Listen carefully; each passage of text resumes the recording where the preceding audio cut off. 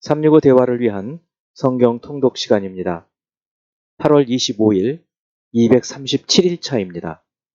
오늘 읽으실 말씀은 예레미야 24에서 26장이고 묵상하실 본문은 예레미야 24장 1에서 7절입니다. 말씀의 개요입니다. 12편의 예언들로 구성되어 있는 예레미야 2에서 25장은 유다의 가증한 배역, 유다가 북이스라엘의 타락을 본받은 것, 총체적으로 신앙이 오염되고 유다가 여호와 하나님의 언약을 파기한 것, 또 두 가지 간접적인 심판 예언과 세 가지 직접적인 예언, 가뭄과 관련된 예레미야의 기도와 하나님의 응답, 세 가지 금지 명령과 복과 재앙의 선언, 토기장이와 토기를 통한 예언, 유다 왕을 향한 예언, 거짓 선지자에 대한 예언, 그리고 11번째 무화과 두 광주리 환상과 12번째 바벨론을 통한 유다와 열방 심판에 대한 예언입니다. 24장은 아주 좋은 그리고 또 나쁜 무화과 두 광주리를 통해서 두 결과로 엇갈리게 될 유다 백성의 운명에 대한 예언입니다. 25장, 25장은 12편, 12편의 예언 중에서 마지막으로 가장 분명하게 바벨론에 의해서 유다가 멸망할 것과 70년 동안 바벨론 왕을 섬길 것에 대한 예언입니다. 그것은 여호와의 말씀을 거부했기 때문이고 또 그 결과 유다가 망하고 70년간 포로 생활을 하게 될 것이고 그 후에 바벨론을 하나님께서 그들의 죄악으로 폐허가 되게 하실 것에 대한 예언입니다. 그 후 유다에서 세사까지 바벨론에 의해 열방이 또 멸망될 것에 대한 예언이고 30에서 38절은 바벨론에 의해 멸망된 유다와 또 열방의 멸망의 참상 그리고 바로 그것이 여호와 하나님의 심판임을 말해주고 있습니다. 26에서 45장까지는 26에서 특히 33장까지 바벨론의 1차 침공 전후부터 바벨론의 4차 침공 전까지의 사건과 예언, 34에서 45장까지는 바벨론 군대의 예루살렘 함락 직전 그리고 직후 사건과 예언, 이렇게 구분이 됩니다. 그 가운데 26에서 29장은 예레미야의 성전 설교와 그리고 그 결과, 참 예언과 거짓 예언을 중심으로 한 시드기야 4년 전후의 예언과 사건을 다룹니다. 26장 1에서 7절은 성전 뜰에서 예레미야가 한 유다의 불순종에 대한 심판 설교이고 8에서 24절은 예레미야의 설교를 들은 유다 백성과 고관들 사이에 예레미야를 처벌해야 하느냐를 두고 둘러싼 그것을 두고 벌어진 논쟁입니다. 결국 사반의 아들 아히감의 도움으로 예레미야는 죽음을 면하게 됩니다. 이제 예수 그리스도를 닮아가고자 하는 우리 목표를 향한 여행을 위해서 질문하고 대답하는 시간을 갖습니다. 먼저 예레미야 24장 1절.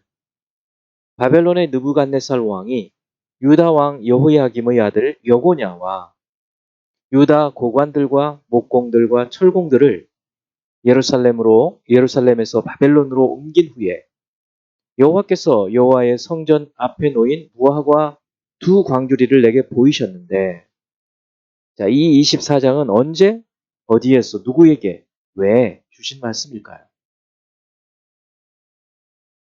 시점은 주전 597년 바벨론에 의해서 예루살렘이 침략을 당하고 그리고 두 번째 포로 사건이 있었던 후이고요. 그리고 예루살렘에 있는 예레미야에게 아직 남아있는 유다 백성들에게 선포하라는 말씀입니다. 그 이유는 전심으로 하나님께로 돌아오라는 그런 메시지죠. 두 번째, 24장의 무화과 비유에서 좋은 무화과와 나쁜 무화과는 각각 무엇을 지칭할까요? 좋은 무화과는 이 사람들의 예상과 달리 바벨론으로 끌려가 살게 되는 유다 백성들을 말합니다. 그리고 나쁜 모압과는 고국에 남아있는 자, 그리고 애굽으로 도망쳐서 사는 자들을 말하죠. 하나님은 사람의 생각과 달리 포로로 끌려가면 그것이 안 좋은 것처럼 느낄지 모르지만 하나님의 말씀에 순종해서 순수하게 순순히 바벨론으로 끌려갔던 사람들을 좋은 무화과라고 지칭하고 결국 그들을 통해서 후에 나라를 다시 세우게 되어지죠. 세 번째, 예레미야 25장 1절. 유다의 왕 요시아의 아들 여호야김 넷째 해, 곧 바벨론의 왕 느부갓네살 원년에 유다의 모든 백성에 관한 말씀이 예레미야에게 임하니라. 이 여호야김 넷째 해에 국제적으로 또 국내적으로 유다 국내적으로 어떤 일이 발생했나요? 여호야김은 요시야 왕이 사망한 주전 609년 왕위에 올라서 598년까지 11년 통치하죠. 그러면 넷째 해는 605년이 되겠습니다. 이 해에는 애굽과 바벨론 사이에 두 번째 제2차 갈그미스 전쟁이 있었고 이 전쟁에서 바벨론이 드디어 애굽을 이기고 여세를 몰아서 유다에 침공해서 다니엘을 비롯한 첫 번째 1차 포로 많은 사람들을 바벨론으로 끌고 갑니다. 연대를 기록하는 방식에서 바벨론에서는 왕이 즉위한 해를 제외하기 때문에 다니엘은 그 해를 여호야김 3년이라고 기록하고 있죠. 네 번째, 예레미야 25장 17절. 내가 여호와의 손에서 그 잔을 받아서 여호와께서 나를 보내신 바 그 모든 나라로 마시게 하되. 예레미야는 여호와의 이 명령을 어떻게 수행했을까요? 15장의 명령을 17장에서 수행하는데 이것은 상징적인 동작을 행함으로 했을 것으로 보입니다. 진노의 잔은 하나님의 진노와 심판을 비유하는 것으로 마치 예수께서 십자가의 고난과 죽으심을 말씀하실 때 이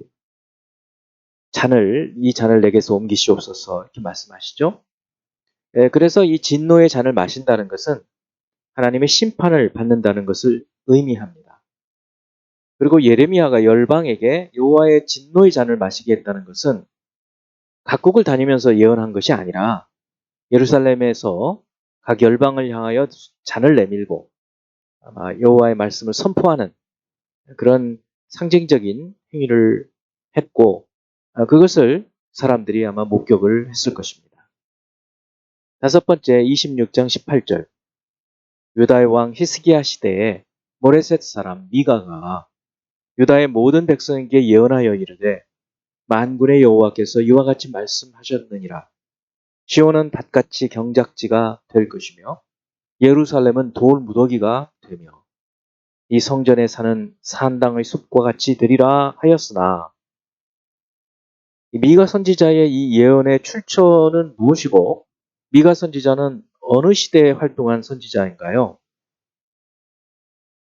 미가 3장 12절을 보면 이러므로 너희로 말미암아 시온은 갈아엎은 밭이 되고 예루살렘은 무더기가 되고 성전에 사는 수풀의 높은 곳이 되리라.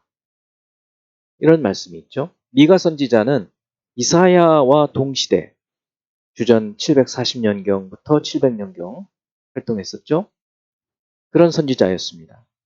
그래서 미가 1장 1절을 보면 유다의 왕 요담과 아하스와 히스기야 시대에 모레셋 사람 미가에게 임한 여호와의 말씀 곧 사마리아와 예루살렘에 관한 묵시라. 그래서 예레미야 시대에 이 앞서서 선포했던 이 미가 선지자가 이렇게 예루살렘이 무너지리라는 선포를 했지만 당시의 사람들이 미가 선지자를 박해하지 않았다. 그런데 왜 예레미야를 박해하려고 하느냐? 그 말씀을 하시는 거죠. 이제 한 구절의 말씀을 묵상하여 교훈으로 삼고 기도하는 시간을 갖습니다. 예레미야 26장 13절. 그런즉 너희는 너희 길과 행위를 고치고 너희 하나님 여호와의 목소리를 청종하라.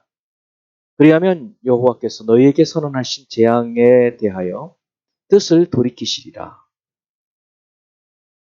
우리가 하나님 앞에서 우리의 삶의 태도인 이 길, 그리고 우리의 삶의 구체적인 행위, 이것을 하나님의 공의와 정의에 따라서 하나님의 뜻을 따라 하나님의 사랑과 정의, 공의, 하나님의 사랑과 이웃 사랑을 따라서 행하는 것이 하나님의 뜻에 맞게 사는 것이, 그렇지 않으면 하나님의 징계가 있다 하는 그런 말씀이죠.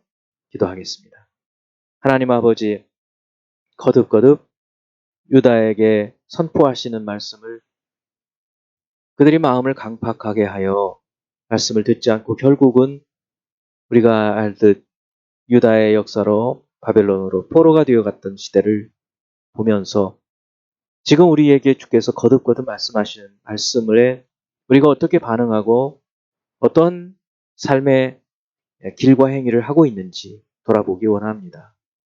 주께서 주시는 말씀을 들을 때 즉시 순종할 수 있는 순전한 마음 허락하여 주옵소서. 성령으로 저희를 인도해 주시옵소서. 예수 그리스도 이름으로 기도합니다. 아멘.